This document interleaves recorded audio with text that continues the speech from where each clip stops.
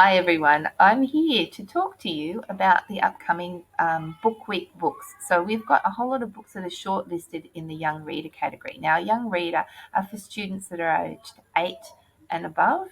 Now, some of the books that I'm going to show you are specifically going to be for Year 5 and 6, and some could be read by younger audiences. Now, the reason why I've said Year 5 and 6 is because some of the themes in these books are quite I don't want to say adult, but they can be quite sad, and they would need a lot of talking about if you were to read them with students, say that are in year 3 and 4.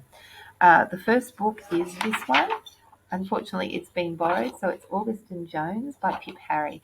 Now, this is the story of two children that befriend each other I think they're in year 5 or year 6. And it's because Jones has just moved to Sydney from her farm. She's lived all her life on the farm. Her parents have come to Sydney because the farm is not doing so well, and Dad and Mum have had to get jobs in the city. Now, the interesting thing about Jones is that she's not an ordinary kid. She had cancer as a child and has lost an eye. So she's come to Sydney having to not only learn about what life is like in a city, but also to build new friendships when she's a little bit what she would consider different. That is, she has one eye.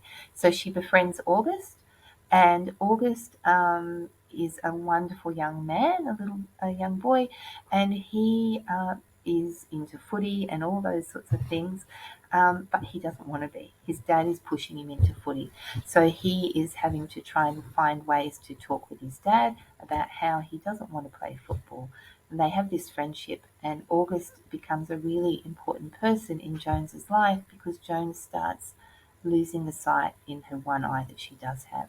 And so they hatch plans to have things that they can go and see and do together while she does have this eye, her one good eye still working.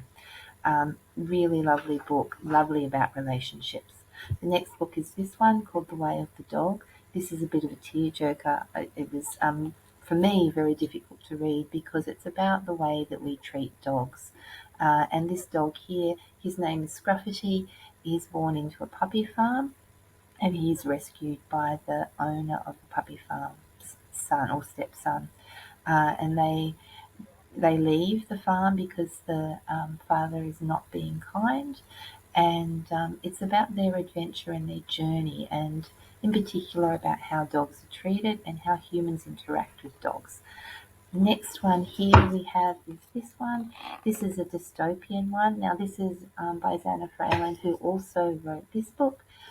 She writes very emotional books, and Bren McDibble is very good at writing dystopian novels.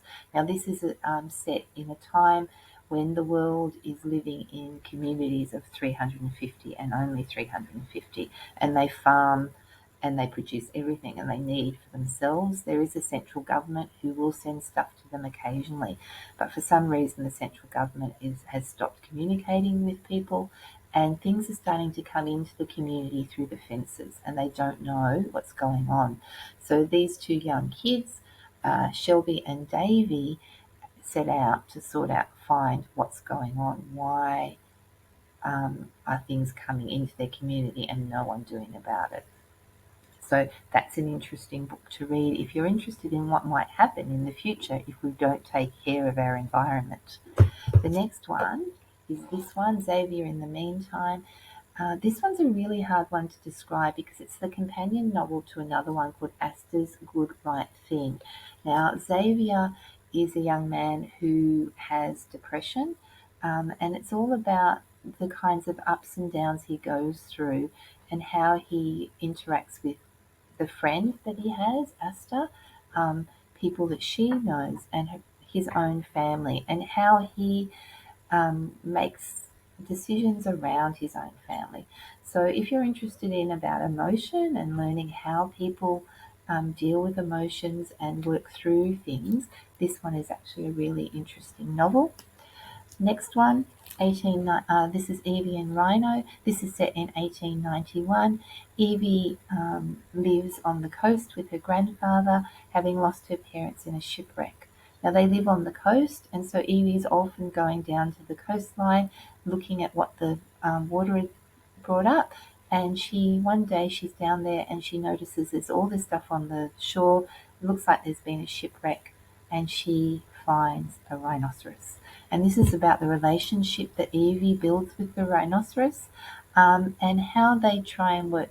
She and her grandfather work together to try and keep the rhino when people are looking for it.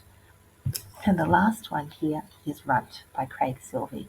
This is another really beautiful story about farms and drought, and how harsh the Australian environment can be on families, and how this young girl, I can't remember her name, um, Annie, Annie tries to help her family save their farm by training their own dog, Runt, to be able to run a sheepdog trial.